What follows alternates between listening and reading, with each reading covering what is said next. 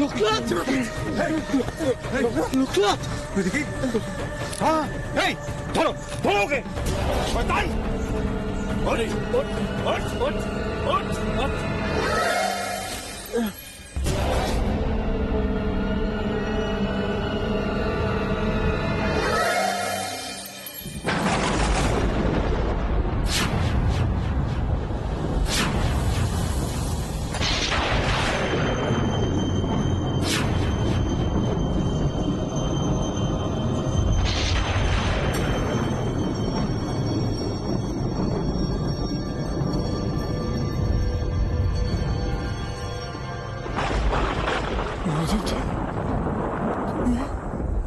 ছি ছি ছি ছি ছি, নিজে বামুন হয়ে শেষে গোপালের গয়না চুরি করলে, এ তো বিশ্বাস করাও কঠিন। পাতক, পাতক, মহাপাতক, নরকেও ঠাঁই হবে না। এই ধরে নিয়ে যাও, জমিদার মশাইয়ের উপযুক্ত শাস্তি দেবেন। যাও।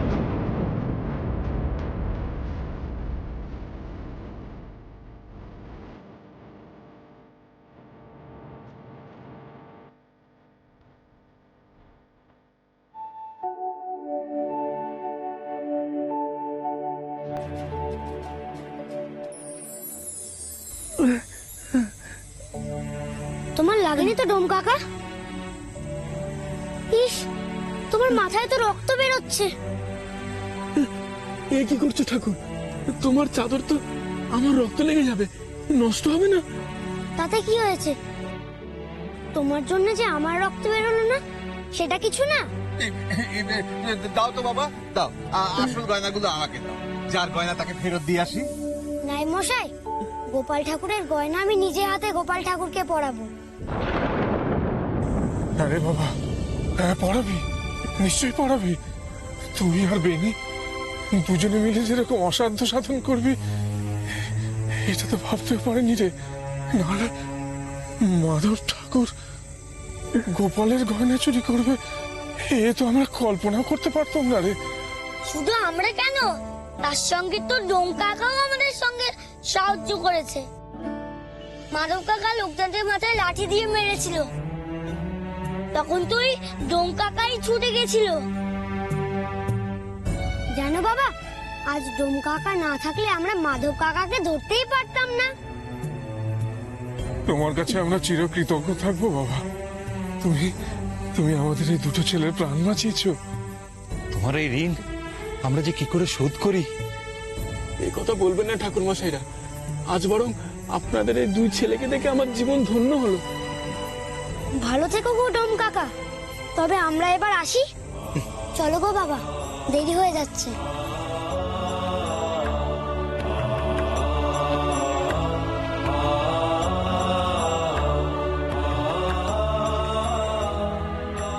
দেখি দেখি, এতদিন তোমার নাম করেছি, তা বলে কি পুণ্য করেছি জানি না, কিন্তু আজ এই দুটো ছোট্ট প্রাণের মধ্যে দিয়ে তুমি আজ আমায় দেখা দিলে। দেখা দিলে ঠাকুর, তুমি আজ আমাকে। ঠিক বলেছ গো, ও যে স্বয়ং জটাধারী ভোলানাথ, আমরা সবাই ওর ছোঁয়ায় পবিত্র হয়ে উঠেছি।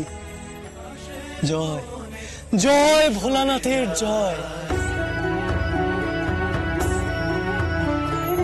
আকাশের কোণে মেঘ সরে যায়, জাগলে চন্দ্রশেখর, জ্যোৎস্না প্রভায় জয় ভোলানাথের জয়, জয় ভোলানাথের জয়, জয় ভোলানাথের জয়।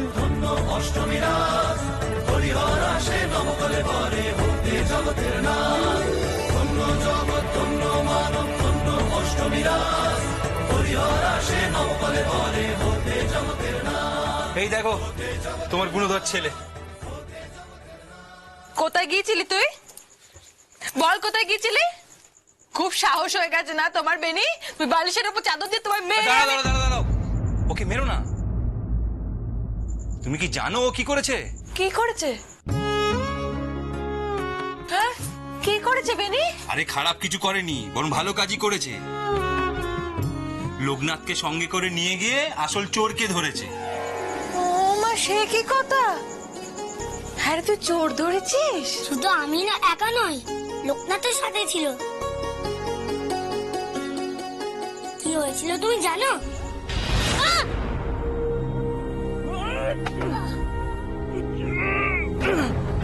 বেনি, তাড়াতাড়ি যা। ডোম কাকা যে একা সামলাতে পারবে না, লোকজন ডেকে আন। একটু লোকনাথ। লোকনাথ লোকনাথ লোকনাথ লোকনাথ সে কি কথা? মাধব ঠাকুর গোপালের গয়না চুরি করেছিলেন? এ তো অবিশ্বাস্য রে। আরে সাবিত্রী, প্রথমে তো আমার শুনেও বিশ্বাস হয়নি, তারপর সব দেখে শুনে আমার যা মনে হলো না, ছি ছি ছি ছি ছি, মাধব ঠাকুর নিজে ব্রাহ্মণ হয়ে এমন কাজটা করলো কি করে বলো দেখি? উমা, কি সাংঘাতিক ভাবুন, ওনার কথায় সবাই দিনুকে অপবাদ দিচ্ছিল। শুধু দিনু, জেলে পাড়া সকলের ঘর ভাঙলো, জিনিসপত্র তছনছ করে দিল। ওরা ছোট জাত বলে মাধব কাকা কি সহজে ওদের চোর প্রমাণ করে দিল। ছি ছি ছি ছি ছি, এই ব্রাহ্মণদের সম্মানটা কোথায় থাকলো বলতে পারো? হ্যাঁ, এখন নিজেকে ওদের সামনে গিয়ে কি করে যে দাঁড় করাবো? বুঝলি বাবা বেনি, তুই যে পালিয়েছিলি, প্রথমে আমার বুকটা কেঁপেছিল, কিন্তু তারপরে সবকিছু দেখে শুনে না আজ মনটা ভরে গেল বাবা। তুই যে কি বড় কাজ করেছিস জানিস না। আর সাবিত্রী, লোকনাথের উপর রাগ করো না, ও তোমার সন্তানকে সঙ্গে করে নিয়ে গিয়ে কি বড় যে পুণ্যের কাজ করেছে তুমি জানো না। সত্যিই তো, লোকনাথ ছাড়া বোধহয় এত কিছু হতো না। আমি আর ওকে কিছু বলবো না। আমি গোপাল ঠাকুরের বড় করে পুজো দেবো, প্রসাদ চড়াবো, সকলকে খাওয়াবো। ঠিক বলেছে সাবিত্রী, ঠিক বলেছে। আজকে গোপাল ঠাকুর ওই দুটো ছেলের মধ্যে দিয়ে পাপ পুণ্যের বিচার করে দিল, আর আসল অপরাধীকে খুঁজে বার করে দিল।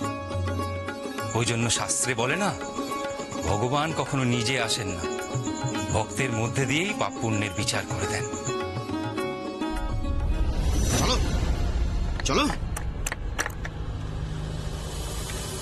চলো বেটু, নাও আজকে রাতটা তুমি এখানেই কাটাও, আর কাল সকালে তুমি টের পাবে ঠাকুরের গয়না চুরির শাস্তিটা কি হয়।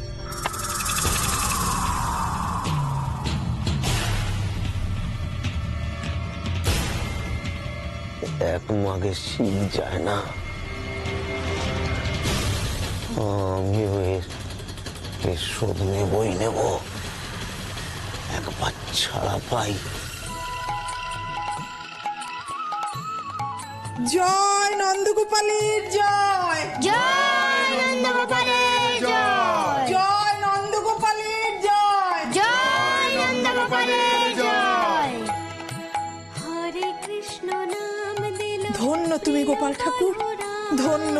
রাখাল রাজা নাম তোমায় শতকোটি প্রণাম ঠাকুর। দেখলে দেখলে সবাই আমার গোপাল ঠাকুরের জোর দেখলে? ঠিক তো আসল চোরকে ধরিয়ে দিয়েছে। এ তো হওয়ারই ছিল পিসিমা। ঈশ্বরের চোখে কেউ ফাঁকি দিতে পারে? তবুও বলবো সবকিছু হলো আমাদের লোকনাথের জন্য। ও যে আমাদের গোপাল ঠাকুরের সখা, গোপাল ঠাকুর কি ওকে নিরাশ করতে পারেন?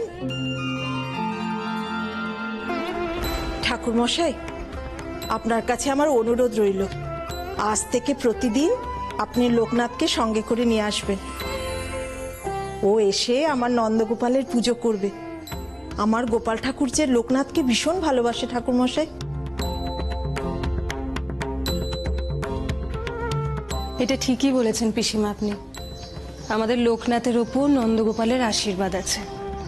তবে আরেকটা কথাও কিন্তু সত্যি, জঙ্গলে নিজের প্রাণের কোনো রকম ভয় না করে গিয়েছিল আমাদের ছোট্ট লোকনাথ। চোর কিন্তু সেই কারণেই ধরা পড়েছে। তোমরা যে কি সব বলো, আমি কি একা ছিলাম নাকি? শ্মশানের ডোম দাদাও ছিল আমার সাথে, নাহলে কি এত সহজেও পাকড়াও হতো? তাই তো তোমরা আসলে সব গয়না ফেরত পেলে। কি এই গয়না ডোমের হাতে উঠেছিল? মানে আমাদের বাড়ি ঠাকুরের গয়না ডোমের ছোঁয়া পেয়েছে? হ্যাঁ, ডোম দাদা সাহস করে না গেলে চোরের হাত থেকে গয়নাগুলো উদ্ধার হতো নাকি? ছি ছি ছি ছি ছি, ডোমের ছোঁয়া লাগা গয়না বিনা শোধনে ঠাকুরের গায়ে উঠে গেল? ছি, আর কত অনাচার দেখবো? বলি ঠাকুরজি মন্দ কিছু বলেনি। ডোমের হাত লেগেছে যে গয়নায়, সে গয়না একবার শোধন করে নেওয়া উচিত ছিল। তার আগেই ঠাকুরের গায়ে সে গয়না পরানো উচিত হয়নি। হ্যাঁ রে লোকনাথ, তুই কথা আগে বলিসনি কেন? সত্যি তো বড় ভুল হয়ে গেছে। আগে বলিসনি কেন বাবা? ও ঠাকুর মশাই, আপনি গয়নাগুলো আগে ভালোভাবে শোধন করুন, তারপর ঠাকুরকে পরাবো। ঠাকুর পাপ নিও না, পাপ নিও না ঠাকুর। ঠাকুর মশাই খুলে ফেলুন গয়নাগুলো। কেমন দ্বারা মানুষ গো তোমরা? যে লোকের জন্য গয়না ফেরত পেলে সেই লোকের ছোঁয়াকেই তোমরা শোধন করছো। বড় বড় কথা বলিস না লোকনাথ। জানিস না ওরা নিচু জাত, সারাদিন শ্মশানে শ্মশানে ঘুরে বেড়ায়, মরা পুড়িয়ে বেড়ায়। তাদের ছোঁয়া গয়না আমাদের গোপাল নেবে? তবে যে আচার্য ঠাকুর বলেন ঠাকুর সবার,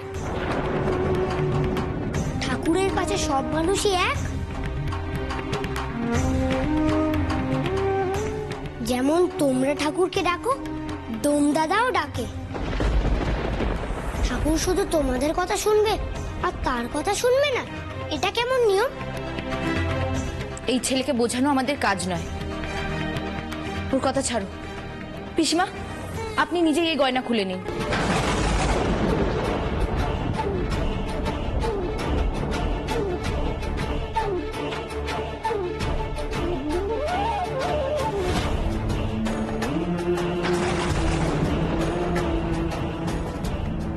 ও মা গো, এটা একবারে এঁটে বসে আছে নিশি, এ তো খোলা যাচ্ছে না। না না, এ কি করে সম্ভব? আপনি আসুন, আমি দেখছি।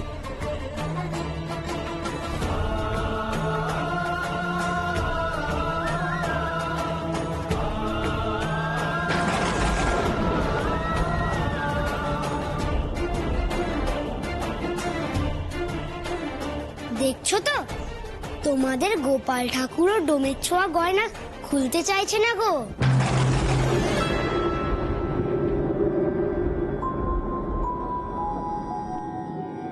মন যার পরিষ্কার সেই ঠাকুরের কাছে পৌঁছতে পারে গো, তার জন্য জাতের দোহাই লাগে না। কি গো, এই বাচ্চা ছেলেটা চোখে আঙুল দিয়ে যেটা দেখিয়ে দিল, তোমরা কি কেউ দেখতে পাচ্ছ না? আপনিও দেখতে পাচ্ছেন না? মানুষের সঙ্গে মানুষের ফারাক তো আমরাই করি, ঠাকুর করেন না। এরপরেও আপনারা চেষ্টা করবেন ঠাকুরের গা থেকে ওই গয়না খোলার? না বলো, ওই গয়না খোলার আর কোনো দরকার নেই। কেউ বুঝুক চাই না বুঝুক, আমি কিন্তু বুঝেছি। গয়নার শোধনের দরকার নেই, দরকার আমাদের মনের শোধনের।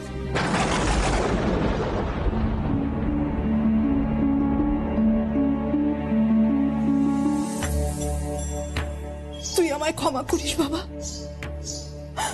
ক্ষমা করিস। এতদিনকার মনে যে সংস্কার ছিল, তুই এক নিমিষে তা ভেঙে দিয়েছিস। আজ তুই না থাকলে মাধব ঠাকুরের কারসাজি তো আমরা ধরতেই পারতাম না। আমার নন্দগোপাল তোর মধ্যে দিয়ে আমাদের সবটা দেখিয়ে দিয়েছে বাবা, সবটা দেখিয়ে দিয়েছে। তবে মাধব কাকাকে যেন ক্ষমা করো না। সে শুধু চুরি করেনি, দিনু দাদাকে, জেলে পাড়ার সবাইকে কষ্ট দিয়েছে। তার শাস্তি চাই। পাবে লোকনাথ, সে উচিত শাস্তি পাবে। ক্ষমাযোগ্য হলে তাকে নিশ্চয়ই ক্ষমা করতাম, কিন্তু সে যখন অন্যকে বিপদে ফেলে তাকে নিজেকেও শাস্তি পেতে হবে। আর এমন শাস্তি তাকে আমি দেব যে ভবিষ্যতে এ গায়ের অন্য কোনো মানুষ চুরি করা তো দূর, অন্য কাউকে বিপদে ফেলার কথাও ভাবতে পারবে না। শুনুন শুনুন শুনুন শুনুন শুনুন শুনুন, আপনারা সবাই শুনুন। জমিদার শ্রী শ্রী নিশিকান্ত রায় মহাশয়ের নির্দেশে জমিদার বাড়ির গোপাল ঠাকুরের গয়না চুরি করার অপরাধে মাধব ঠাকুরকে গ্রাম থেকে তাড়িয়ে দেওয়া হচ্ছে।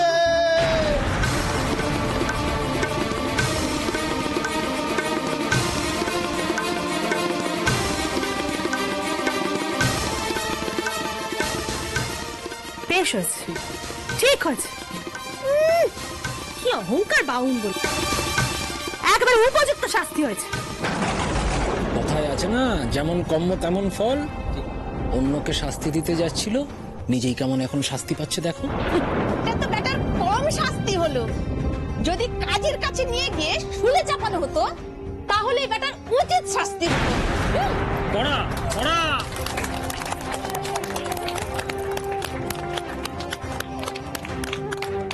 চলো হে ঠাকুর, তোমাকে এবার গ্রাম সীমানার বাইরে ছেড়ে দিয়ে আসি। চলো চলো বলছি, চলো।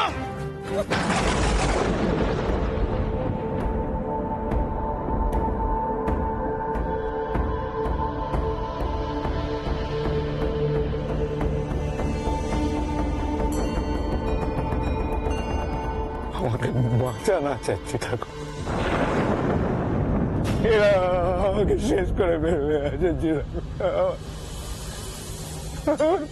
পরিবারটা বেঁচে যাবে।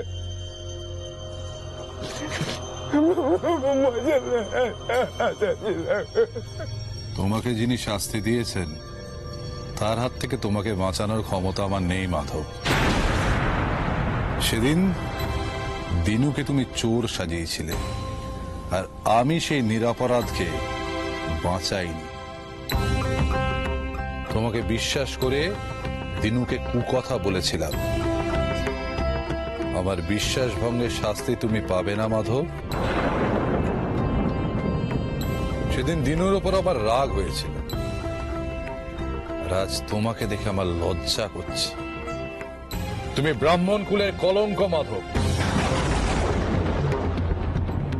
উপবিদ ধারণ করে তুমি পাপ কার্য করেছ, এই শাস্তি পাওয়া থেকে তোমার কোনো রেহাই নেই। ঈশ্বর তোমাকে ক্ষমা করবেন না মাধব। সেখানে আমি তো সাধারণ মনুষ্য। তোমাকে বাঁচানো মানে ঈশ্বরের কাছে নিজের পাপের বোঝা বাড়ানো। তুমি তোমার কর্মের উচিত শাস্তি পেয়েছ। যাও, নিয়ে যাও আমার সামনে থেকে। এই গায়ে গাজনের বাদ্যি বেজে ওঠার আগেই পাপী বিদেয় হোক। চলো এবার গ্রাম থেকে বের করে দিস। চলো।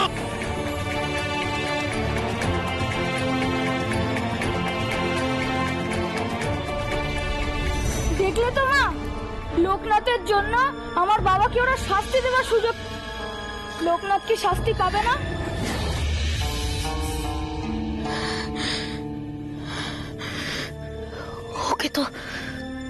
ওকে তো শাস্তি পেতেই হবে। সে যাই বলো, সারা গা বলছে আমাদের লোকনাথের জন্য ওই আসল চোর ধরা পড়লো। তুমি যদি একবার দেখতে গো দিদি, জমিদার বাবু কিভাবে দূর দূর করে তাড়িয়ে দিলে ওই মাধব ঠাকুরকে। বেশ হয়েছে, আমি তো বলি বেশ হয়েছে। অমন পাপী মানুষের না অমন শাস্তি হওয়া উচিত। সত্যি আমিও কিছুতেই বিশ্বাস করতে পারছি না জানো। মাধব ঠাকুর নিজে একজন ব্রাহ্মণ মানুষ হয়ে এরকম কি করে করলে বলো দেখি। আচ্ছা, ওনার কি ভগবানের শাস্তিরও ভয় নেই? মনে ভয় থাকলে কেউ পাপ করে না কমলা। মানুষ যখন নিজেকে ঈশ্বরের থেকে বড় মনে করে তখনই সে পাপ করে। সে আপনি ঠিকই বলেছেন। ও কি আমার লোকনাথের কম ক্ষতি করার চেষ্টা করেছে? তুমি এত চিন্তা করো না তো দিদি, আমাদের লোকনাথের মাথার উপর স্বয়ং শিব ঠাকুরের আশীর্বাদ আছে। তুমি দেখো তার ক্ষতি কেউ করতে পারবে না। দিদি, তুমি বরং ওই নীল ষষ্ঠী পুজোর দিন বুড়ো শিবের মাথায় 108খানা বেলপাতা দিয়ে এসো দেখিনি। হ্যাঁ, সে আর বলতে। ঈশ্বর যেন আমার 4 ছেলেকে রক্ষা করে। কিন্তু লোকনাথকে তো দেখছি না রে। আসার সময় দেখলাম মা ওকে, ও ওই বেনি আর দিনু দাদার সাথে দাঁড়িয়ে গল্প করছিল। এই ছেলেটাকে নিয়ে যদি আমি আর পারি। মা, ও মা, বলছে লোকনাথ কোথায় গো? ওর কাছে ওই চোদ্দরার গপ্প শুনবো বলে কখন থেকে অপেক্ষা করছি। আর ও তোর কি আর ভাইয়ের এ বাড়ির কথা মনে আছে? সে শুধু সারা গায়ের কথা চিন্তা করে বেড়াচ্ছে। এদিকে যে তার মা তার জন্য অপেক্ষা করছে সে কথা তার খেয়াল আছে? আমি যে তার কেউ এ কথা কি সে কখনো ভাবে? তুমিই তো আমার মা।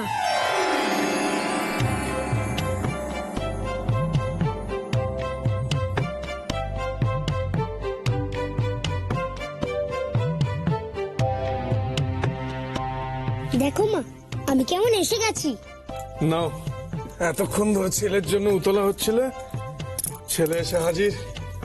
থাক, এসব কথা বলে আমাকে আর ভোলাতে হবে না। আমার জন্য তোর কত চিন্তা সে আমার জানা আছে। মা,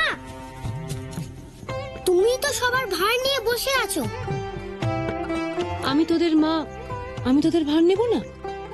সেই জন্যই তো নীল ষষ্ঠীর পুজো করি, তোদের সবার মঙ্গল কামনার জন্য। নীল ষষ্ঠীর পুজো? নীল আবার কোন ঠাকুরের নাম মা? না রে বাবা, নীল অন্য কোনো ঠাকুরের নাম না, শিবেরই আর এক নাম হচ্ছে নীল। উনি যে নীলকণ্ঠধারী, তাই বছরের একটি বিশেষ দিনে শিব ঠাকুরের মাথায় ওই দুধ, আকন্দ ফুলের মালা, বেলপাতা দিয়ে মায়েরা পুজো করে। আমার ছেলেটাকে কি খেতে দেবো বলতে পারো?